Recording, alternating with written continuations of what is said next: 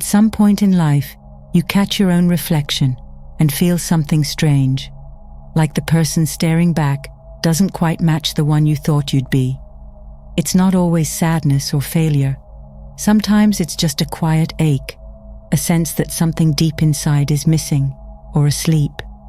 That's where transformation begins, not in the gym, not in a seminar, not on January 1st. It starts right there, in that silent conversation between who you are and who you know you could become. Most people think transformation is about doing more, reading more books, waking up earlier, staying motivated. But real change doesn't start with action. It starts with awareness. It's not an event, it's an unfolding, a kind of psychological rebirth that happens when you begin to see through your own illusions. You stop asking, "What should I do?" and start asking, "Who am I being?" You see, the mind is tricky. It loves predictability. It holds on to old identities because they feel safe, even when they're suffocating you. You might want to grow, but your brain wants to keep you familiar.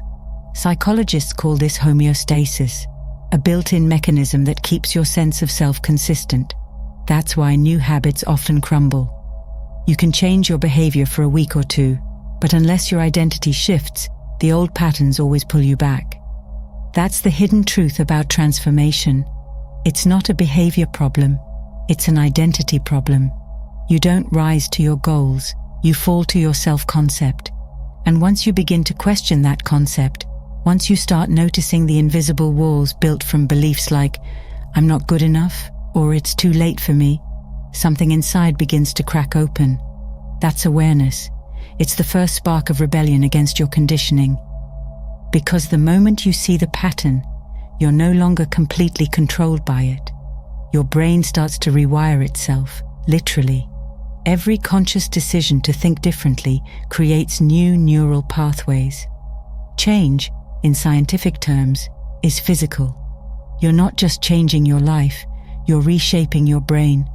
And yes, it's uncomfortable. It feels like chaos because your old self is fighting to survive.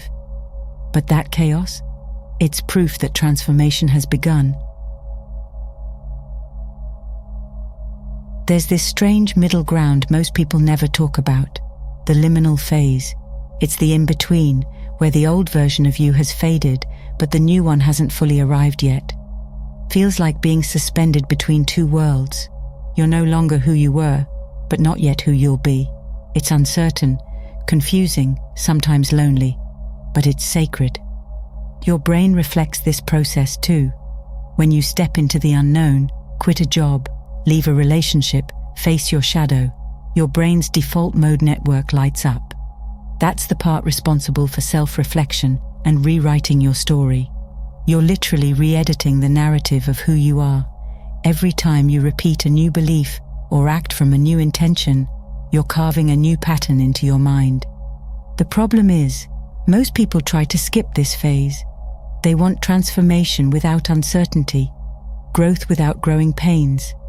They cling to willpower, trying to force change while secretly identifying with their old self. "I want to be confident," they say, while still believing deep down that they're not.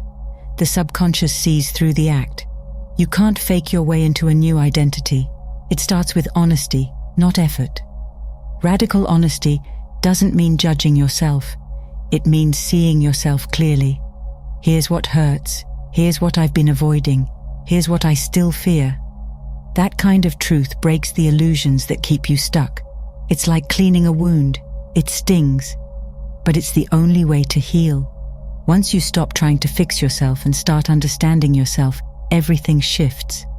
Transformation stops feeling like a battle and starts feeling like reconciliation.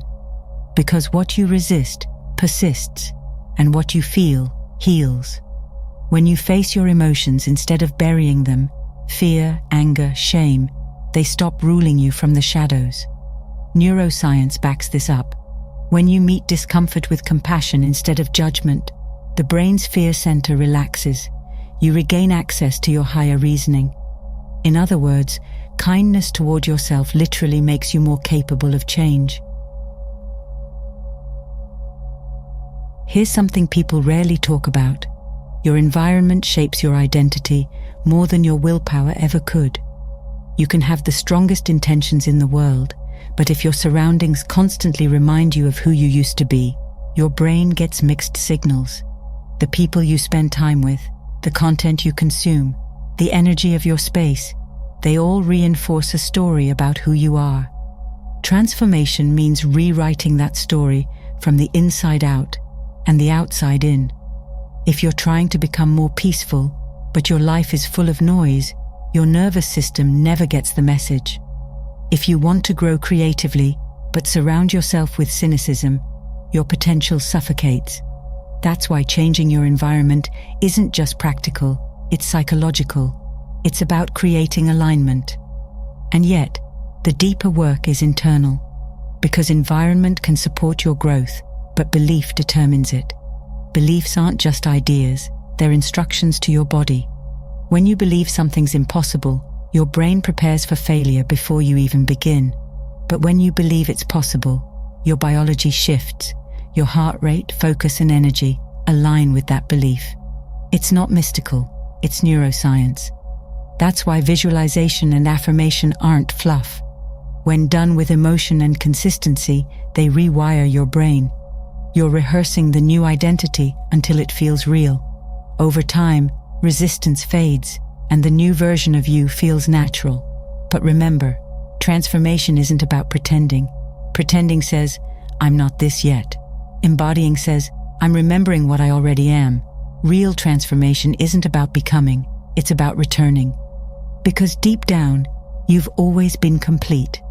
You just built layers of protection, masks to survive, roles to fit in, stories to stay safe. Over time, those masks started to feel like your face. But self-transformation is about peeling them off, one by one, until you meet yourself again. It's not about chasing a new you, it's about freeing the real one. There's a term in psychology, ego death. Sounds dramatic, but really it's just the loosening of your grip on the mask you've been wearing. You stop defending your opinion so fiercely. You stop needing to be right. You stop needing to be anyone at all. That's when transformation stops being effort and starts becoming peace. Authenticity isn't a final destination. It's fluid. You change, you adapt, you evolve. Who you are today might not be who you were yesterday, and that's okay. It's not inconsistency, it's growth. Real transformation is less about arriving and more about aligning. It's choosing truth over image, awareness over illusion, and courage over comfort. But courage isn't loud, it's quiet. It's the steady kind that keeps going even when no one's watching. Because changing means losing versions of yourself, and sometimes people who were attached to those versions.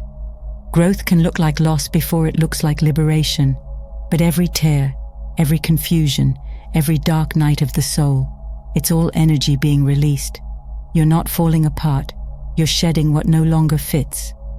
As the old emotions surface and dissolve, something magical happens. Time feels different. The future stops being something you chase. It starts unfolding naturally from your choices in the present. You move from striving to allowing. You stop trying to become and start being. And paradoxically, that's when transformation happens faster, when you stop chasing it. Eventually, you realize transformation isn't visible to others. It's not loud. It's quiet. It's in your calm responses. The way you no longer need to prove yourself. The softness that replaces defensiveness. The peace that replaces chaos. That's when you know you didn't just change.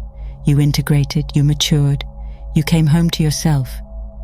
In conclusion, transformation isn't about becoming extraordinary. It's about realizing how extraordinary it already is to be ordinary but aware. It's not about chasing some perfect version of yourself. It's about aligning your inner world until your outer world naturally reflects it. And that alignment starts with honesty, compassion, and awareness, qualities that can't be rushed. So if you're standing in that in-between space, unsure, uncomfortable, maybe even afraid, know that you're not lost. You're in the sacred process of becoming. Don't run from the confusion. Stay awake through it. Every time you face yourself honestly instead of escaping, you evolve. Not all at once, not dramatically, but in quiet, steady ways that eventually change everything. Because in the end, transformation isn't something you do, it's something you live. Every ending you've survived, every lesson you've faced, every time you chose truth over comfort, it was all shaping you into who you were meant to be. You're not behind, you're becoming. And that right there is the miracle no one tells you about.